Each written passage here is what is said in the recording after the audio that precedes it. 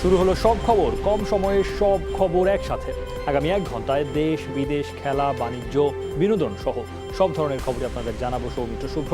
খবরটা খুব বড় করে বলবো না, কিন্তু যতখানি বলবো তাতে করে আপনি জেনে যেতে পারবেন আজ কোথায় কি হলো। নিয়মিত আয়োজনে স্বাগত জানাচ্ছি আপনাদের সবাইকে। করোনায় আক্রান্ত হয়ে দেশে আরও 5 জন মারা গেছেন। এ নিয়ে মৃতের সংখ্যা দাঁড়ালো 17 জনে। আর নতুন করে আক্রান্ত হয়েছেন 41 জন। দুপুরে করোনা পরিস্থিতি নিয়ে স্বাস্থ্য অধিদপ্তরের নিয়মিত অনলাইন ব্রিফিংয়ে এইসব কথা জানানো হয়। এ সময় আইইডিসিআর পরিচালক মির্জাদি সেব্রিনা ফ্লোরা জানান, এখন পর্যন্ত মোট আক্রান্ত হয়েছেন 164। এর মধ্যে সুস্থ হয়ে বাড়ি ফিরেছেন 33 জন। নতুন আক্রান্ত 41 জনের মধ্যে 28 জন পুরুষ ও 13 জন নারী। আক্রান্তদের মধ্যে 20 জন ঢাকার, নারায়ণগঞ্জে আছেন 15 জন। মারা যাওয়া 5 জনের মধ্যে পুরুষ 4, মহিলা 1 জন। এছাড়া স্বাস্থ্য অধিদপ্তরের মহাপরিচালক আবুল কালাম আজাদ জানান, গত 24 ঘন্টায় 792 জনের নমুনা পরীক্ষা করা হয়েছে। হোম কোয়ারেন্টাইনে রাখা হয়েছে 606 জনকে। তিনি বলেন, সরকার যতই চেষ্টা করুক, মানুষ সচেতন না হলে করোনা থেকে মুক্তি সম্ভব নয়।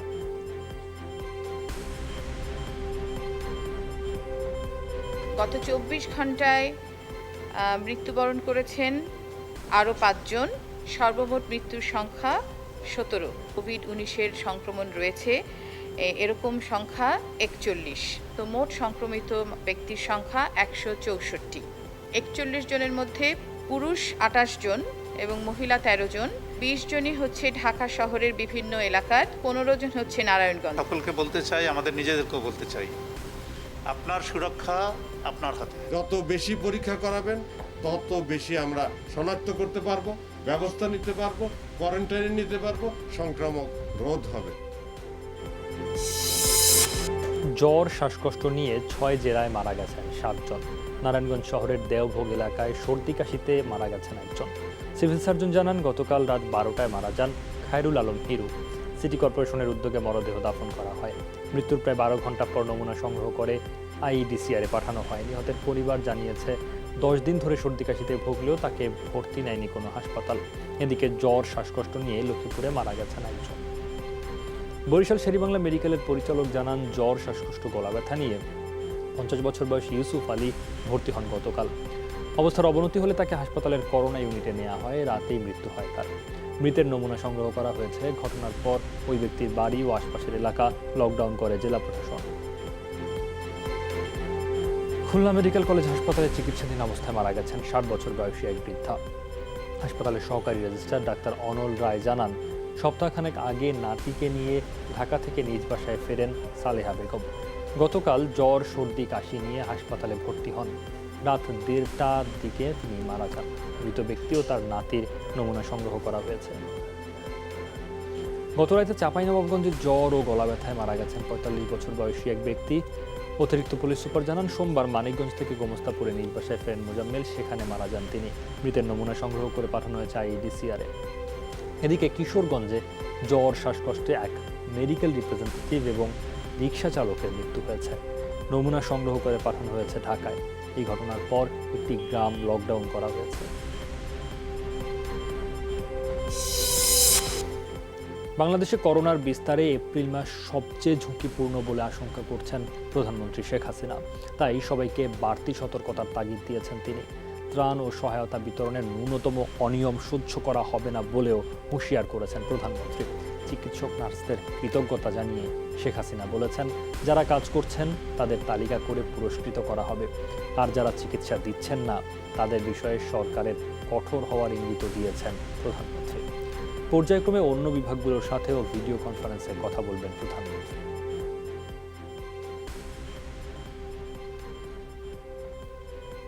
আমাদের কিছু কিছু মানুষের অভ্যাস তো খারাপ আছে, দেখা যাবে ওগুলি কিনে নিয়ে 9-6 করে ফেলছে। তাদের কিন্তু আমরা ছাড়বো না, আমি এতটুকু ছাড় দেবো না, এটা স্পষ্ট।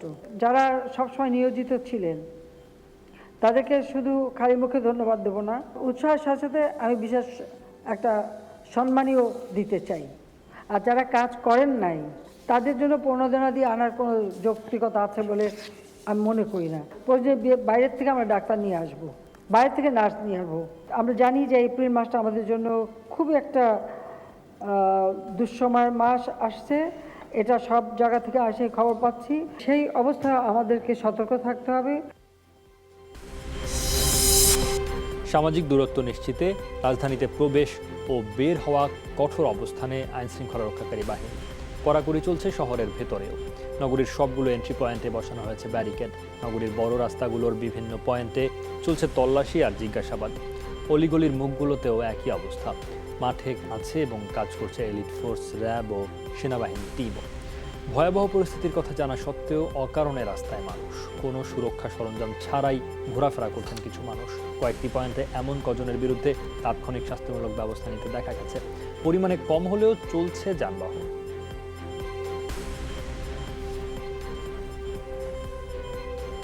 অহেতুক কোনো কাজ নাই, আত্মীয় বাড়ি বেড়াতে যাচ্ছে, বলতেছে যে আমরা রোগী দেখতে যাচ্ছি, এই সেই মানে বিভিন্ন অজুহাত। আসলে এটা আদৌ সঠিক না। যেগুলো আমরা মনে করছি যে এগুলো সঠিক না, সেগুলো আমরা ব্যাক করে দিচ্ছি। আপনার যেখানে লাইফ থ্রেট থাকছে সেখানে আমার কাছে মনে হচ্ছে না যে আসলে এটা যৌক্তিক আপনার।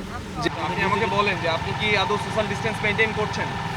সোশ্যাল ডিস্টেন্স যেহেতু দুজনের মাঝে এখন একটু হলেও আপনার সরকারি নির্দেশনা মেনে চলছেন না। ভাই কষ্ট তো এখন সব গাড়ি ঘোড়া চলে না, মানুষের কষ্ট করে চলিয়ে তো যাইতে হবে। রাজধানীতে ওষুধের দোকান ছাড়া অন্য সব দোকান সন্ধ্যার পর বন্ধ রাখার নির্দেশনা দিয়েছে ডিএমপি। রামপুরা কাঁচাবাজার এলাকায় আছেন সহকর্মী সাব্বির আহমেদ, তার কাছে যাচ্ছে সরাসরি। সাব্বির, রামপুরা এলাকার অবস্থা কেমন দেখছেন? সরকারি নির্দেশনাগুলো মানা হচ্ছে কিনা? আর অলিগলির দোকানের কি অবস্থা দেখছেন বলুন তো।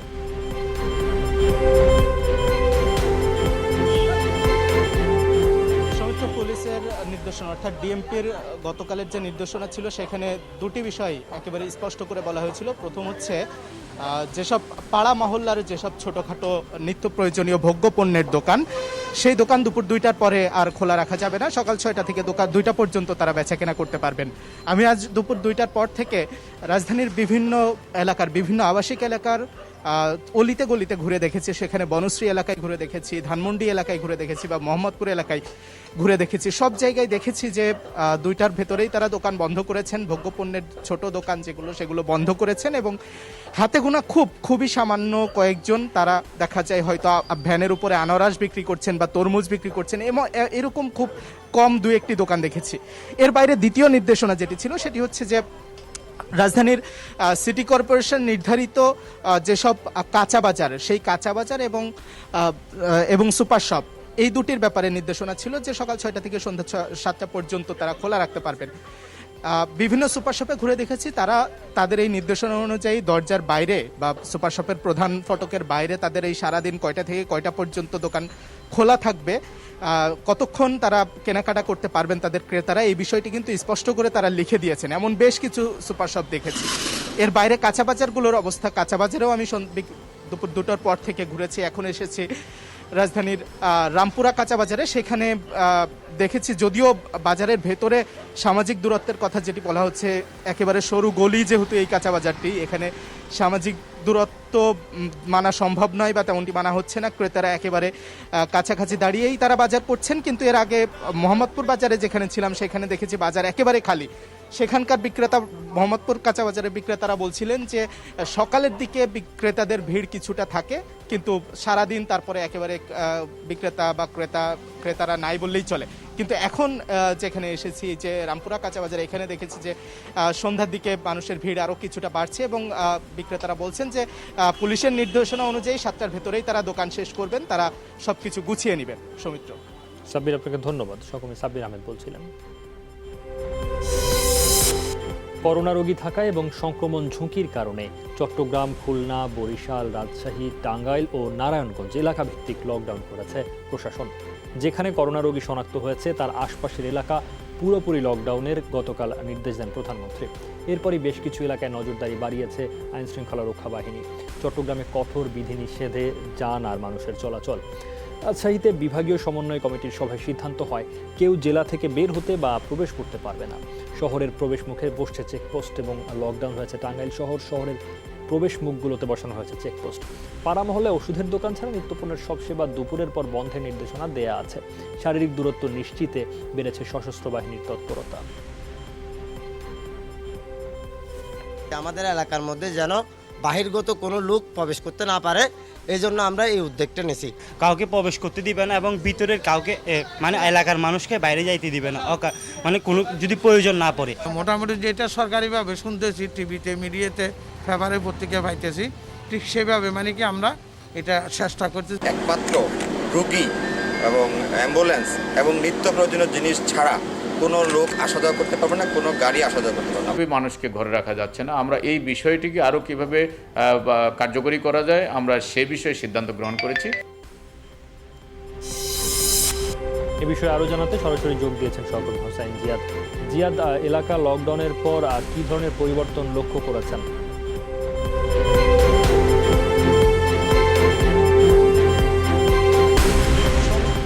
বড় ধরনের পরিবর্তন হয়েছে মূলত লকডাউনের পর। বিশেষ করে আজকে সকালে নগরীর যেসব প্রবেশপথগুলো রয়েছে সেগুলোর পাশাপাশি বিভিন্ন গুরুত্বপূর্ণ পয়েন্টে আমরা দেখতে পেয়েছি আইনশৃঙ্খলা রক্ষাকারী বাহিনী, বিশেষ করে পুলিশের সদস্যরা চেকপোস্ট বসিয়েছেন এবং এর পরপরই মূলত মানুষের মধ্যে সচেতনতা এসেছে। এরই মধ্যে চট্টগ্রামে কিন্তু 2 জন রোগী শনাক্ত হয়েছে এবং লক্ষণ নিয়ে 2 জনের মৃত্যুর ঘটনা ঘটেছে এবং পরীক্ষা করা হয়েছে প্রায় 162 জনকে গতকাল পর্যন্ত। আজকে সে সংখ্যা আরও বাড়বে। মূলত এর 2-1 দিনের মধ্যে চিত্র পাল্টেছে। আগে আমরা দেখতাম যে বেশ কিছু দোকানপাট খোলা, মানুষ সামাজিক দূরত্ব মানছে না, আড্ডা দিচ্ছেন অনেকে।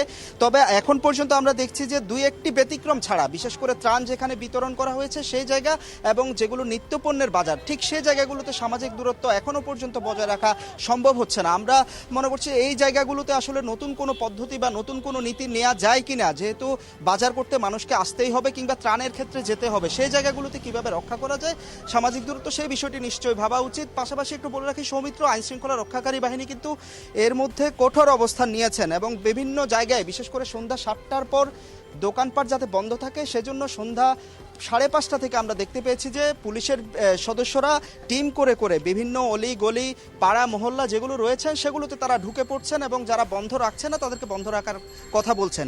পাশাপাশি আমরা দেখেছি এইসব জায়গায় যারা সচেতন মানুষ রয়েছেন, পাড়া মহল্লা সর্দার রয়েছেন বা তরুণরা রয়েছেন, তারাও কিন্তু নিজ উদ্যোগে তাদের পাড়া মহল্লা গলিগুলো বন্ধ করে দিয়েছেন যাতে বাইরের লোক প্রবেশ করতে না পারে। মূলত জিয়াদ, বলছিলেন আপনি, যাই হোক বুঝতে পেরেছি আপনি যে প্রশাসনের তরফ উদ্যোগের কথা বলছিলেন, শওকত হোসেন জিয়াদের কাছ থেকে আমরা শুনছিলাম চট্টগ্রামের পরিস্থিতি। এদিকে মানিকগঞ্জের সিংগাইরে তাবলিগ জামাতের 3 জনের করোনা ভাইরাস শনাক্ত হয়েছে। দুপুরে বিষয়টি নিশ্চিত করেন সিভিল সার্জন আনোয়ারুল আইন আকন্দ।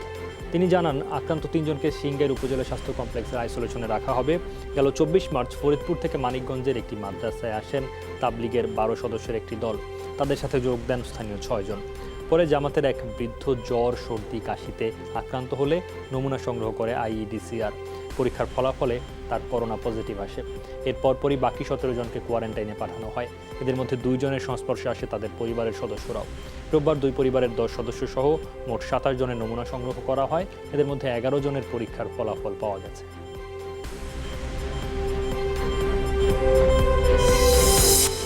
আমাদের সঙ্গে সহকর্মী BM খোরশেদ যুক্ত হয়েছেন মানিকগঞ্জ থেকে। খোরশেদ, 16 জনের পরীক্ষার ফলাফল কখন পাওয়া যাবে এবং চিকিৎসকদের বক্তব্য কী, এবং এই সঙ্গে তো বেশ কিছু প্রশাসনিক বা আইনি পদক্ষেপেরও বিষয় আছে, সেগুলোর কি খবর?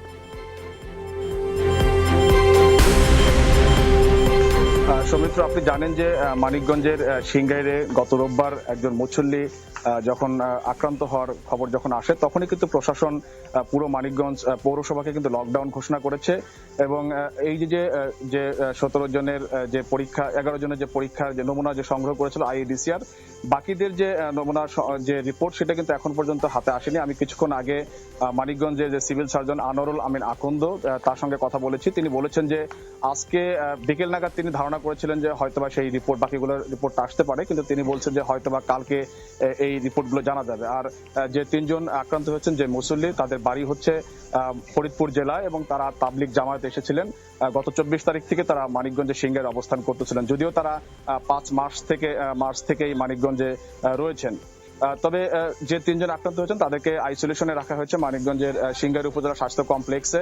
এবং প্রশাসনিক যে পদক্ষেপ সেখানে সিংগাইরে যে বিষয়টি রয়েছে যে সিংগাইরে কিন্তু প্রশাসনকে আরো কঠোর হতে দেখেছে, কারণ এখন পর্যন্ত 4 জন আক্রান্ত হওয়ার কারণে সিংগাইরে কিন্তু ধারণা করা হচ্ছে যে আরো অনেকেই ঝুঁকির মধ্যে রয়েছে এবং পুরো এলাকাটাই কিন্তু এখন লকডাউনের মধ্যে রয়েছে এবং এই সংক্রমণ যেন ছড়িয়ে পড়তে না পারে সেই বিষয়টি কিন্তু প্রশাসনের পক্ষ থেকে কিন্তু নজরদারির মধ্যে কিন্তু রয়েছে।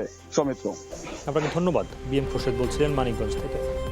এখনও স্বস্তি ফেরেনি করোনা মোকাবেলার মূল যোদ্ধা চিকিৎসকদের মাঝে। নানা সমস্যা ও আস্থাহীনতায় আছেন অনেকে। কেউ কেউ বলছেন মহামারী ঠেকাতে মানসম্পন্ন সরঞ্জামের পর্যাপ্ত সরবরাহ দরকার, যা এখনও নিশ্চিত হয়নি। সরকারি বেসরকারি অনেক হাসপাতালেই সেটি নিশ্চিত করা সম্ভব হয়নি। বিশেষজ্ঞদের মত, করোনা মোকাবেলায় এগিয়ে আসতে হবে সকল চিকিৎসক ও প্রতিষ্ঠানকে।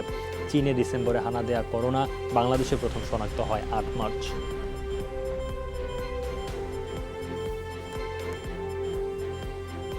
দুজন করোনা পজিটিভ পেশেন্ট পাওয়া গেছে, তার মাঝে একজন এখানকার হেলথ ওয়ার্কার। ফাইনালি রাতের সিভিল সার্জন পুরো হসপিটাল লকডাউন করে দেয়। একটা পিপি দিয়ে প্রতিদিন বা দিনের পর দিন এত বৃহৎ সংখ্যক জনগোষ্ঠীর চিকিৎসা দেওয়া তো আসলে কঠিন। আরও বেশি পিপি আমাদের ম্যানেজ করতে হবে স্থানীয়ভাবে বা বাইরের থেকে, এবং সেগুলো যেন স্ট্যান্ডার্ড হয়। কারণ ডাক্তারদের সঙ্গে অনেকে থাকে, স্টাফ, নার্স বা অন্যান্য, তাদেরও পিপি প্রয়োজন হয় এবং এই বেশিরভাগ ক্ষেত্রে পিপি ডিসপোজেবল হতে হয়। করোনা মোকাবেলায় এগিয়ে এসেছে যমুনা গ্রুপ। প্রধানমন্ত্রীর হাতে 10 কোটি টাকার অনুদান তুলে দেওয়ার পর এবার চিকিৎসকদের সুরক্ষায় পিপিই, ফেস মাস্ক ও হ্যান্ড স্যানিটাইজার হস্তান্তর করেছে যমুনা গ্রুপ। সকালে মহাখালীতে ওষুধ প্রশাসন অধিদপ্তরের মহাপরিচালক মেজর জেনারেল মাহবুবুর রহমানের কাছে এগুলো হস্তান্তর করা হয়। এর মধ্যে আছে 8016 piece PPE, 15,000 face mask, 10,000 Jamuna hand sanitizer. Jamuna গ্রুপের পরিচালক এবিএম শামসুল হাসান ও মোহাম্মদ আলমগীর এগুলো হস্তান্তর করেন। এ সময় করোনা প্রতিরোধে এগিয়ে আসা যমুনা গ্রুপকে ধন্যবাদ জানান ঔষধ প্রশাসন অধিদপ্তরের মহাপরিচালক মেজর জেনারেল মাহবুবুর রহমান। বলেন, মানবতার এক অনন্য দৃষ্টান্ত স্থাপন করল প্রতিষ্ঠানটি। এছাড়া যমুনা গ্রুপের পক্ষ থেকে জানানো হয়, ওয়াটারপ্রুফ কাপড় তৈরি করছে যমুনা গ্রুপ, যা দিয়ে বিশ্ব স্বাস্থ্য সংস্থার নির্দেশনা অনুযায়ী আন্তর্জাতিক মানের পিপিই তৈরি করা সম্ভব।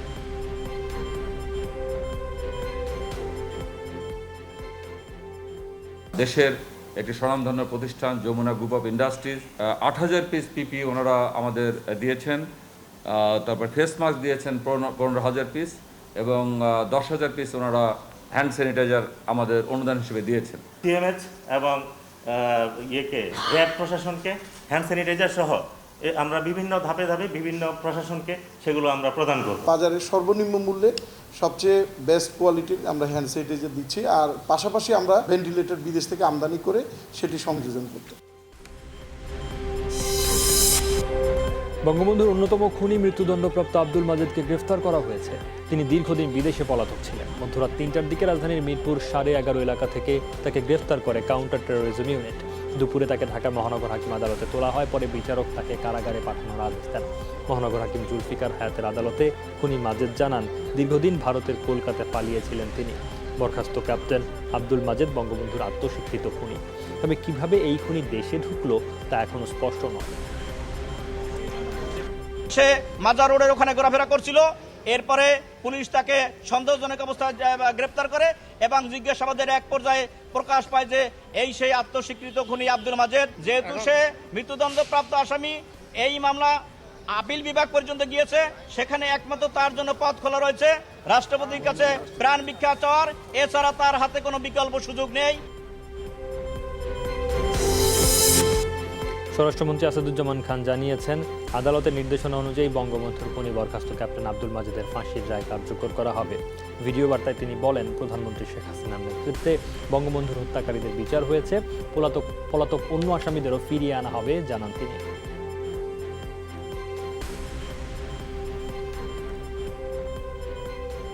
ক্যাপ্টেন আব্দুল মাজেদ আমাদের পুলিশের কাছে ধরা পড়েছে, তা আমরা আশা করি আমরা তাকে তার দণ্ডাদেশ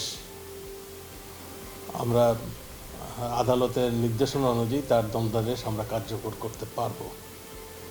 আমরা যারা যারা এই কাজে সম্পৃক্ত ছিলেন সবাইকে ধন্যবাদ দিয়ে আমি মনে করি যে মুজিব বর্ষের একটা শ্রেষ্ঠ উপহার আমরা দেশবাসীকে দিতে পেরেছি। বঙ্গবন্ধুর আত্মস্বীকৃত খুনি বরখাস্ত ক্যাপ্টেন আব্দুল মাজিদকে গ্রেফতারে সন্তুষ্টি প্রকাশ করেছেন বঙ্গবন্ধুর রাজনৈতিক সচিব তোফায়েল আহমেদ। যমুনা টেলিভিশনকে তিনি ফোনে জানিয়েছেন, বঙ্গবন্ধুকে হত্যার 2 দিন পর খুনি মাজেদ তার এপিএসকে হত্যা করে বুড়িগঙ্গায় লাশ ভাসিয়ে দেয়। মাজেদের ফাঁসি দ্রুত কার্যকর করার আহ্বান জানান তোফায়েল আহমেদ। মাজেদ অনেক অত্যাচার করেছে, শুধু বঙ্গবন্ধুকে হত্যা করে নাই, আমার এপিএস শফিকুল আলম মিন্টু তাকে ধরে নিয়ে বুড়িগঙ্গা নদীতে গুলি করে তাকে হত্যা করে মেরে ফেলেছে, তার লাশও পাওয়া যায়নি। এমনকি আমাকে সেই 17ই আগস্ট আমার বাসভবন থেকে ও এবং ক্যাপ্টেন যার মৃত্যুদণ্ড কার্যকর হয়েছে শাহরিয়ার, মেজর শাহরিয়ার, ওরা আমাকে নিয়ে রেডিও স্টেশনে টর্চার করেছে। এবং এই মাজেদ একটা অত্যাচারী, একটা খুনি, এবং জাতি অপেক্ষা করছে কখন তার এই মৃত্যুদণ্ডের যে রায় এটা কার্যকর হবে। করোনা ভাইরাসে বিশ্বজুড়ে মৃতের সংখ্যা ৭৬,০০০ ছাড়ালো। 24 ঘন্টায় আরো প্রায় ৬,০০০ মানুষের প্রাণ কেড়ে নিয়েছে কোভিড-19। আক্রান্ত 13.5 লাখ মানুষ। শুধু সোমবারই নতুন রোগী শনাক্ত হয়েছে ৭২,০০০। এদিন 24 ঘন্টায় সর্বোচ্চ মৃত্যু দেখেছে যুক্তরাষ্ট্র, মারা গেছেন ১,২৫২ জন। এ নিয়ে দেশটিতে মৃতের সংখ্যা 10,০০০ ছাড়ালো। এছাড়া ইতালি, স্পেন আর ফ্রান্সে মৃত্যু হয়েছে আরও প্রায় ২২০০ মানুষের। টানা 2 সপ্তাহ রেকর্ড প্রাণহানি ও সংক্রমণের পর দেশটিতে মৃতের সংখ্যা কিছুটা কমছে। এদিকে একটু একটু করে ভাইরাস বিস্তারের গতি বাড়ছে মধ্যপ্রাচ্য ও দক্ষিণ পূর্ব এশিয়ায়।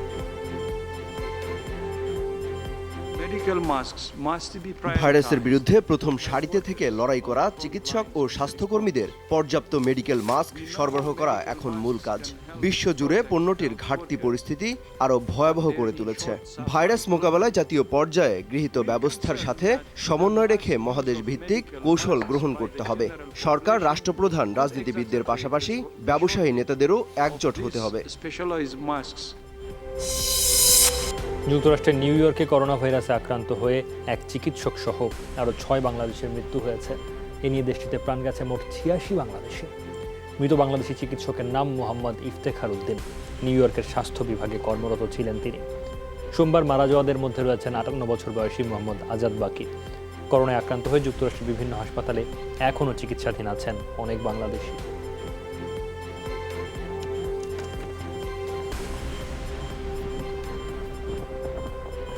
আমরা এখানে এসেছি শাহজালাল ভাই সহ ওনার দাদি সহ আরো বিভিন্ন পরিবারের খবর হচ্ছে, আর সেখানে সম্পূর্ণ ইসলামিক ওয়েতে আমরা দাফনের কাজ সম্পূর্ণ করেছি। আগে জানাজা হইলে অনেক লোক হইতো, এখন জানাজায় 5টা, কালকে আমরা জানাজা করছি 14 জন লোক। ভারত পাকিস্তানে গেল 24 ঘন্টায় আরও 1000-এর বেশি মানুষ করোনায় আক্রান্ত হয়েছে। পাকিস্তানি 6 শতাধিক, ভারতে এই সংখ্যা প্রায় 500। এছাড়া একদিনের ব্যবধানে ভারতে 18 জনের প্রাণ গেছে। দেশটিতে মৃতের সংখ্যা বেড়ে দাঁড়িয়েছে 136 জনে, মোট আক্রান্ত প্রায় 5000। এর মধ্যে মুম্বাইয়ে 5 চিকিৎসক ও 26 নার্স সহ করোনায় আক্রান্ত হয়েছেন অনেক স্বাস্থ্যকর্মী। আশঙ্কা করা হচ্ছে 14 এপ্রিলের মধ্যে 17,000 ছাড়িয়ে যাবে সংক্রমণের সংখ্যা।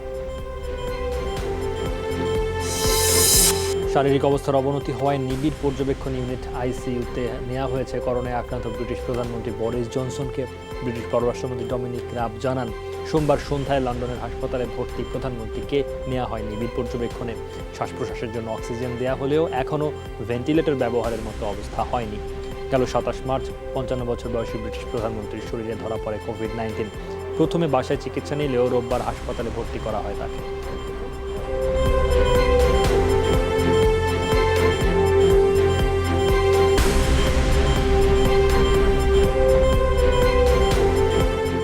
লকডাউন চলার মধ্যে সমুদ্র সৈকত ভ্রমণের অপরাধে পদাবনতি হয়েছে নিউজিল্যান্ডের স্বাস্থ্যমন্ত্রীর। দেশটিতে লকডাউন শুরুর পরদিনই পরিবারের সদস্যদের নিয়ে সৈকতে ঘুরতে যান স্বাস্থ্যমন্ত্রী ডেভিড ক্লার্ক। বিষয়টি জানাজানি হবার পর তুমুল সমালোচনার মুখে পড়েন তিনি। পরে আইন অমান্য করার দায় স্বীকার করে পদত্যাগের ঘোষণা দেন। তবে নিউজিল্যান্ডের প্রধানমন্ত্রী জেসিন্ডা আর্ডার্ন পদত্যাগপত্র গ্রহণ না করে স্বাস্থ্যমন্ত্রী ক্লার্কের ক্ষমতা কমিয়ে দেন।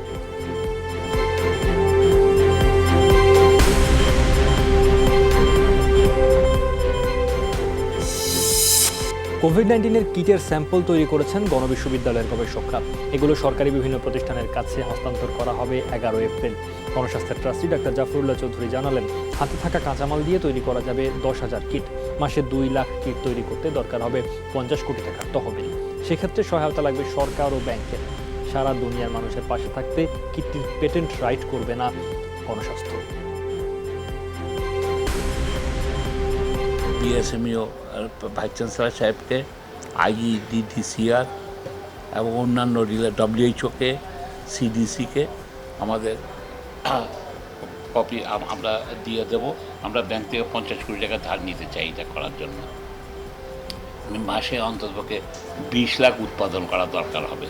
সুতরাং এটার জন্য কাউকে না কাউকে ইনভেস্ট করতে হবে। একটা অর্গানাইজেশনকে আমরা একটা করে টেস্ট কিট দিব, যেখানে 40টা টেস্ট করা যাবে।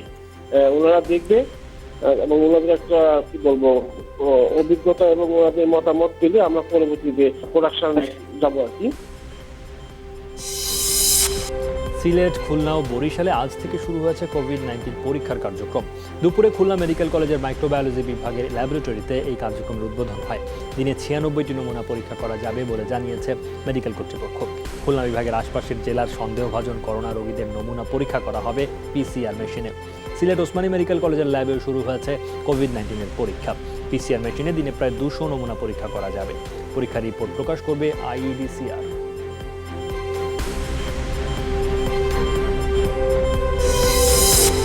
এই পর্যায়ে সিলেট থেকে যোগ দিয়েছেন সহকর্মী মাইদুল ইসলাম রাসেল। রাসেল, করোনা ল্যাবের কার্যক্রম তো শুরু হয়েছে, কি বলছেন চিকিৎসকরা এবং সাধারণ মানুষ এতে কতখানি আশ্বস্ত হয়েছেন?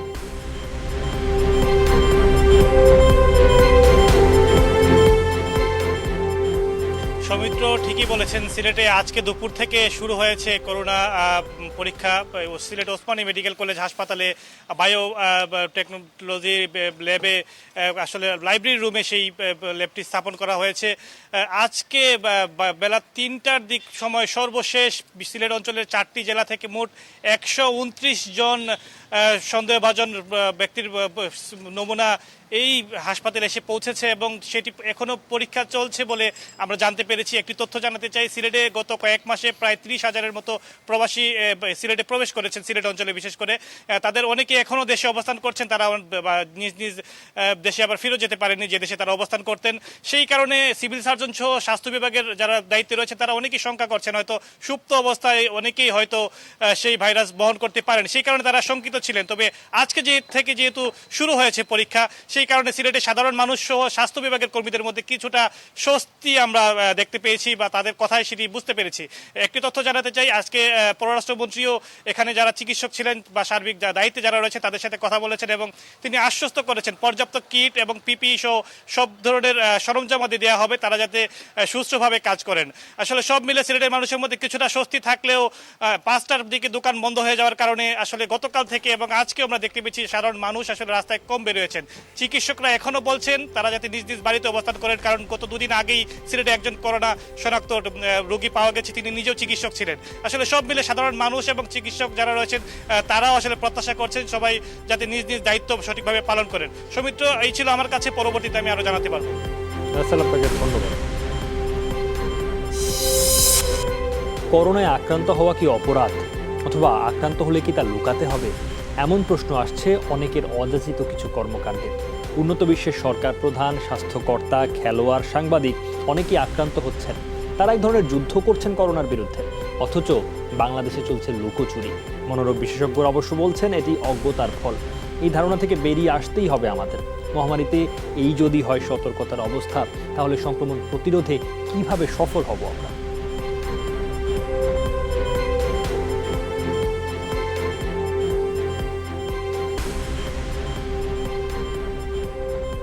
কোয়ারেন্টাইনে থাকা মানে একজন করোনায় আক্রান্ত নয়, আর করোনায় আক্রান্ত হলেও আমার মনে হয় সেটা কারোর জন্য দোষীর কিছু নয়। কবর দিতে এক ধরনের বাধা দেওয়া হচ্ছে, যেটি কখনোই গ্রহণযোগ্য না। যে অনেক চিকিৎসক তিনি বাড়ি ভাড়া পাচ্ছেন না কিংবা তাকে বাড়িতে রাখা হচ্ছে না কারণ তিনি করোনা আক্রান্ত রোগীর সেবা দেন। কোনো ধরনের কুসংস্কারে ভোগা যাবে না, স্টিগমায় ভোগা যাবে না, এবং এই করোনার রোগ কোনো লজ্জা নয়, করোনার রোগ কোনো অভিশাপ নয়, এটি ভাইরাস জনিত একটি সংক্রমণ। করোনা ভাইরাস আতঙ্কে কার্যত গতিহীন হয়ে পড়েছে জনজীবন। অনেকটা বাধ্য হয়েই তথ্য প্রযুক্তির জগতে বিচরণ বেড়েছে। ওয়ার্ক ফ্রম হোম কার্যক্রম চালু করেছে বিভিন্ন প্রতিষ্ঠান, তাই স্বাভাবিকভাবেই বেড়েছে ইন্টারনেটের ব্যবহার। এই সময় ব্যান্ডউইথের কোনো ঘাটতি হবে না বলে জানিয়েছেন সেবাদাতা প্রতিষ্ঠানের কর্মকর্তারা। গ্রাহকদের অভিযোগ, তৃণমূলে ব্রডব্যান্ড ইন্টারনেটের সহজ প্রাপ্তি নেই, এজন্য নেটওয়ার্ক সম্প্রসারণের ঘাটতিকেই দুষছেন সার্ভিস প্রোভাইডাররা। দেশে বর্তমানে 1400 Gbps ব্যান্ডউইথ ব্যবহার হচ্ছে।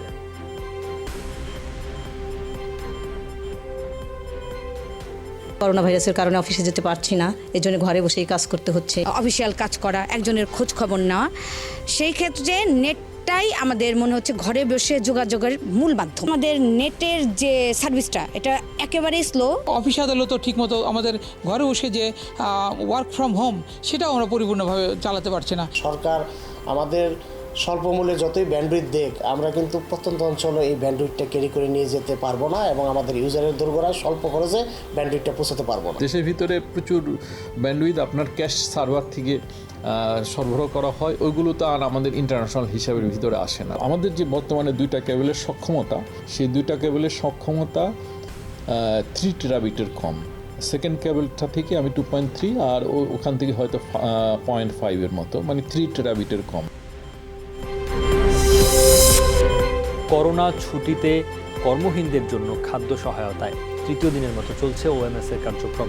শ্রমিক ও নিম্ন আয়ের মানুষ অধ্যুষিত এলাকায় বিক্রি করা হচ্ছে 10 টাকা কেজির চাল। জেলা পর্যায়ের কর্মকর্তারা জানিয়েছেন, একটি পরিবারের একজন সপ্তাহে সর্বোচ্চ 5 কেজি চাল কিনতে পারবেন। চাল কিনতে জাতীয় পরিচয়পত্র দেখাতে হবে। পর্যায়ক্রমে ওএমএস এর আওতা বাড়ানো হবে বলে জানিয়েছেন কর্মকর্তারা।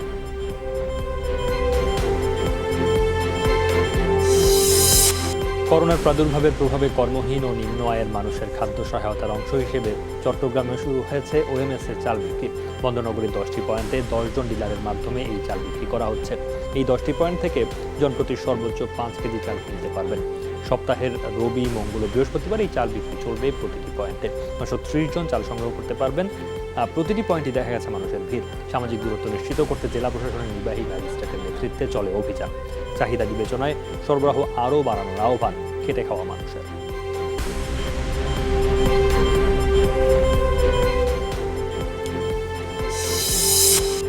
ফুলের রাজধানী খ্যাত যশোরের গদখালির বাগানে বাগানে এখন শুধুই হাহাকার।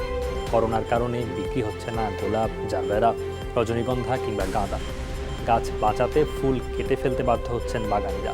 কোটি কোটি টাকা লোকসানের শঙ্কায় দিশেহারা ফুল ব্যবসায়ীরা।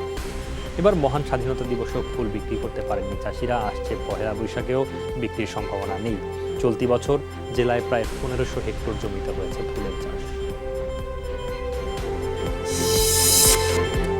করোনা ভাইরাসে আক্রান্ত হয়ে মারা গেলেন পেপ গার্দিওলার মা দোলোস সালা ক্যারিও। 82 বছর বয়সী এই নারী বার্সেলোনায় মারা গেছেন। বর্তমান ক্লাব ম্যান সিটি এক বার্তায় গভীর শোক জানিয়েছে তার মৃত্যুতে। গার্দিওলা ছাড়াও তার আরও 2 মেয়ে ও 1 ছেলে রয়েছে। কিছুদিন আগে করোনা ভাইরাসে আক্রান্ত হন তিনি। ইতিমধ্যে করোনা ভাইরাস মহামারীতে স্পেনের মানুষের সাহায্যে 1 মিলিয়ন ইউরো দান করেছেন ম্যানচেস্টার সিটির coach Pep Guardiola.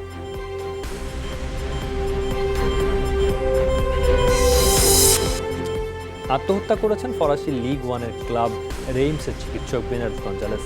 Corona virus আক্রান্ত বেনার্ডের চিকিৎসা চলছিল। সুইসাইড নোটে 60 বছর বয়সী গঞ্জালেস উল্লেখ করেছেন তিনি কোভিড-19 আক্রান্ত। তার মৃত্যুতে শোকের ছায়া নেমে এসেছে রেইমসে। ক্লাব প্রেসিডেন্ট জেন পিয়েরে সাইলর থেকে শুরু করে ফুটবলার সমর্থকরাও মর্মাহত। ক্লাব প্রেসিডেন্ট জেন পিয়েরের মতে মহামারীতে বিচলিত হয়ে উঠেছিলেন গঞ্জালেস।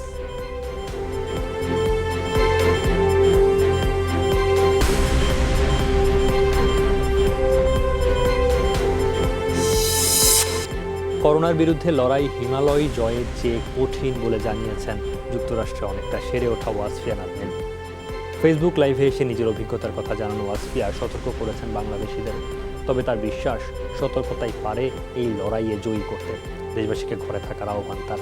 আর এই মহামারীতে সবাই যার যার জায়গা থেকে করোনা মোকাবেলায় এগিয়ে আসার আহ্বান সাকিব আল হাসানের। হিমালয়ের 26,000 ফিটের উপরে, যেখানে the human body cannot produce cells anymore, so ওখানে breathing is the worst. আমাদের oxygen saturation only 20%.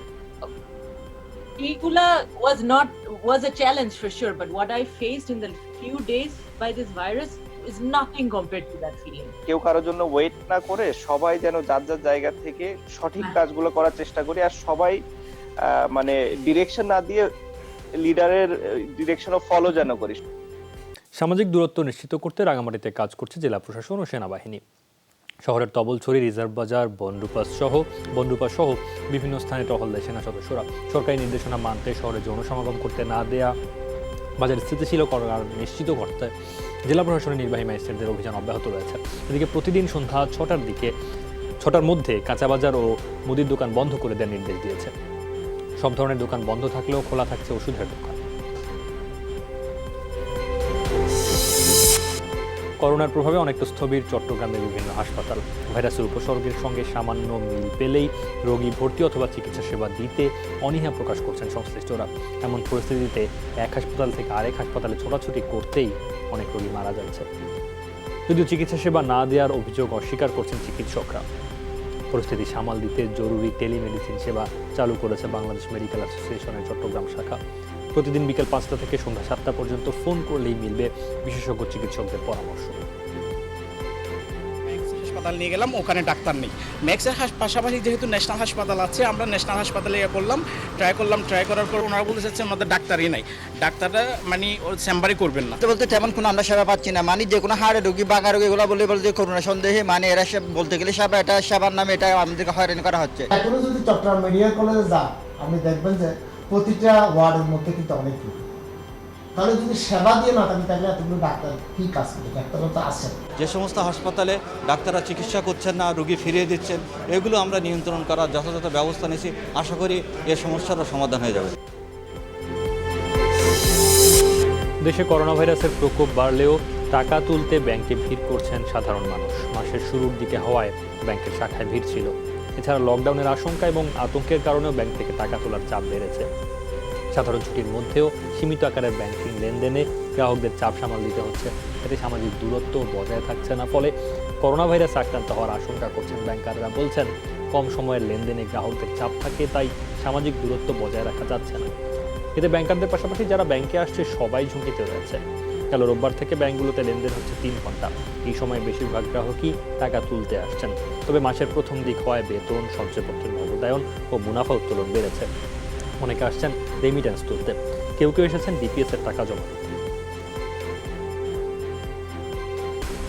অত্যন্ত নিরুপায় হয়ে যখন আমাদের আর চলার কোনো উপায় নাই, তখন বাধ্য আমাদের এখানে আসা হয়। সিরাজগঞ্জ ইটের ভাড়া আছে, ওখানে তো শ্রমিকদের খাবার জন্য টাকা পাঠাইতে হবে, এই জন্য এনে আসলাম। আমাদের ওখানে তো ব্যাংক সব বন্ধ। প্রিন্টেন্ট থেকে টাকা আসছে, আমি তো কিছু লোক ছুটিতে আছেন বা এই যাতায়াতে কিছু সমস্যা করে আসতে পারে না, নাহলে মোটামুটি সব আমরা উপস্থিত আছি। আর অন্যান্য ডিপার্টমেন্ট যেহেতু যারা রিলেটেড না কাজ, ওরা বাইরে অপারেশনে আসে, গ্রুপ করে লেনদেন ভালো। বাংলাদেশ ব্যাংক বলছে সীমিত ব্যাংকিং, অথচ সরকারি ব্যাংকের কার্যক্রম দেখে তা বোঝার উপায় নেই। শেরপুরের একটি শাখা যেন করোনার সামাজিক সংক্রমণের কেন্দ্র। গ্রাহকদের শারীরিক দূরত্ব মানানো যাচ্ছে না কোনোভাবে। এতে বাড়ছে করোনা বিস্তারের ঝুঁকি। ব্যাংকের ঊর্ধ্বতন কর্মকর্তাদের অভিযোগ, শারীরিক দূরত্ব নিশ্চিতে গ্রাহকদের সহযোগিতা মিলছে না। এছাড়া রয়েছে জায়গা সংকটও। সাধারণ ছুটিতে সকাল 10টা থেকে দুপুর 1টা পর্যন্ত মিলছে ব্যাংকিং সেবা।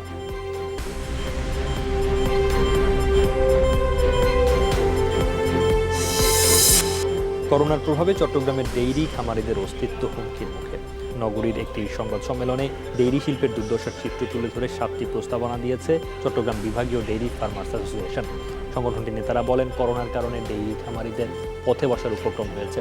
তার উপর কৃত্রিম সংকট সৃষ্টি করে গোখাদ্য উচ্চমূল্যে বিক্রি করায় প্রান্তিক খামারিরা তা কিনতেই পারছেন না। এ সময় ডেইরি শিল্পের ব্যাংক ঋণের সুদ মওকুফ সহ 7টি প্রস্তাবনা শিক্ষা উপমন্ত্রী ব্যারিস্টার মহিবুল হাসান চৌধুরী নওফেলের মাধ্যমে প্রধানমন্ত্রীর কাছে পাঠানো হয়।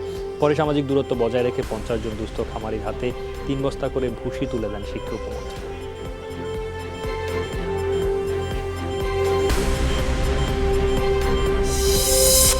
করোনা ভাইরাসে ক্ষতিগ্রস্ত নিম্ন আয়ের মানুষের মাঝে খাদ্য সামগ্রী বিতরণ করেছে আলোক হেলথ কেয়ার অ্যান্ড হাসপাতাল লিমিটেড। টাঙ্গাইল জেলার ঘাটাইল উপজেলার 14টি ইউনিয়নের 1500 পরিবারের মাঝে খাদ্য সামগ্রী বিতরণ করে আলোক হেলথ কেয়ার অ্যান্ড হাসপাতাল। একই সাথে বিনামূল্যে তাদের জন্য স্বাস্থ্যসেবা নিশ্চিত করে প্রতিষ্ঠানটি। খাদ্য সামগ্রী বিতরণের সময় উপস্থিত ছিলেন উপজেলার চেয়ারম্যান শহীদুল ইসলাম লেবু ও উপজেলা নির্বাহী কর্মকর্তা অঞ্জন কুমার রায় সহ আওয়ামী লীগের নেতৃবৃন্দ।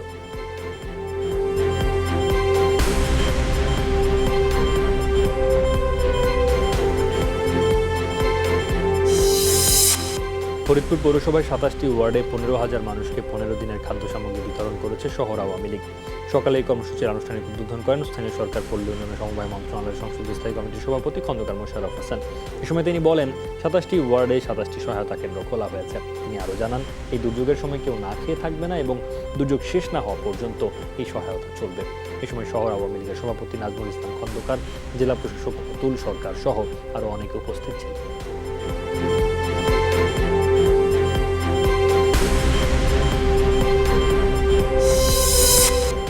করোনা ভাইরাস মোকাবেলায় চট্টগ্রামে চিকিৎসকদের মাঝে পিপিই প্রদান করেছে S Alam group. BMA Chittagong শাখার সভাপতি ডাক্তার মুজিবুল হক খান এবং সাধারণ সম্পাদক ডাক্তার ফয়সাল ইকবালের কাছে এসব পিপিই হস্তান্তর করেন প্রতিষ্ঠানটির কর্মকর্তা। বলেন, করোনা মোকাবেলায় চিকিৎসকরা অগ্রণী ভূমিকা রাখছেন। তাদের সুরক্ষা নিশ্চিত করতেই এসব সরঞ্জাম দেওয়া হয়েছে, যাতে তারা ভীত না হন এবং রোগীদের কাঙ্ক্ষিত সেবা নিশ্চিত করেন।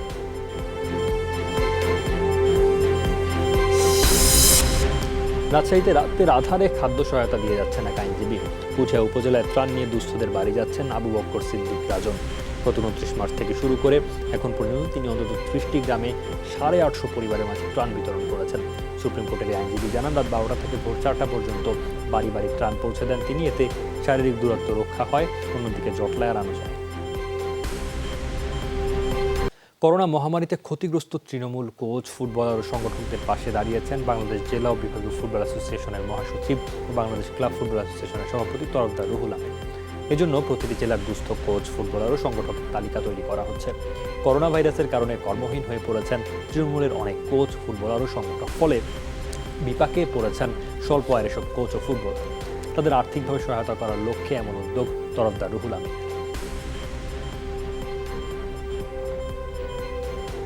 বাংলাদেশের ফুটবলকে ডেভেলপমেন্টের জন্য আমরা একদম তৃণমূল পর্যায় থেকে আমরা কাজ করে যাচ্ছি। আগামী 3 থেকে 4 দিনের ভিতরে আপনার ডিস্ট্রিক্টের যে সমস্ত নিডি কোচ আছেন, যারা সবসময় আপনাদের পাশে থেকে আপনাদের তৃণমূল পর্যায় থেকে ফুটবলার তৈরি করার কাজে যারা নিয়োজিত আছেন, তাদের একটা তালিকা করে আমাদের কাছে ইমিডিয়েটলি পাঠানোর জন্য আমরা অনুরোধ করেছি। আমরা কিছুটা সাপোর্ট দিতে পারবো এবং এই সাপোর্ট দেওয়ার জন্যই কিন্তু আমরা কাজগুলো করে যাচ্ছি। রাঙামাটিতে আজ থেকে শুরু হয়েছে হাম রুবেলা টিকার ক্যাম্পেইন। বাঘাইছড়ি উপজেলার দুর্গম সাজেক ইউনিয়নে কর্মসূচি উদ্বোধন করা হয়। স্বাস্থ্য বিভাগের কর্মকর্তারা জানান, আজ থেকে 24 এপ্রিল পর্যন্ত 6 মাস থেকে 15 বছরের শিশুদের দেওয়া হবে হাম রুবেলা টিকা। 3টি ক্যাম্পেইনের মাধ্যমে সাজেকে প্রায় 12,000 শিশুকে এই টিকাদানের ব্যবস্থা করা হয়েছে। দ্রুত ভ্যাকসিন পৌঁছাতে হেলিকপ্টার সহ সার্বিক সহযোগিতায় কাজ করবে সেনাবাহিনী, বিজিবি ও উপজেলা প্রশাসনের সদস্যরা।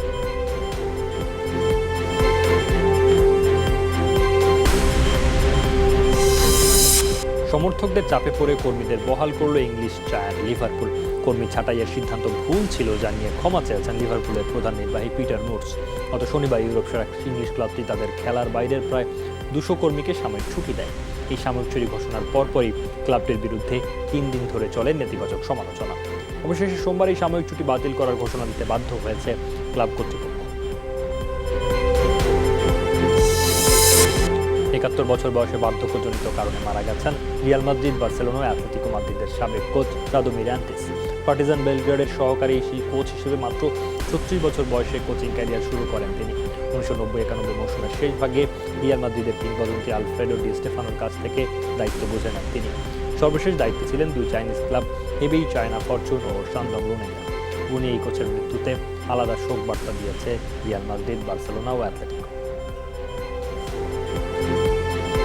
এই ছিল আজকের সব খবরে। যে কোনো সংবাদ সবার আগে জানতে চোখ রাখুন যমুনা টেলিভিশনে। ভিজিট করুন আমাদের website, Facebook page, YouTube channel. Log in করুন www.jomuna.tv, Facebook/যমুনা টেলিভিশন, YouTube/যমুনা টিভি ভিডিও। এতক্ষণ সাথে থাকার জন্য ধন্যবাদ।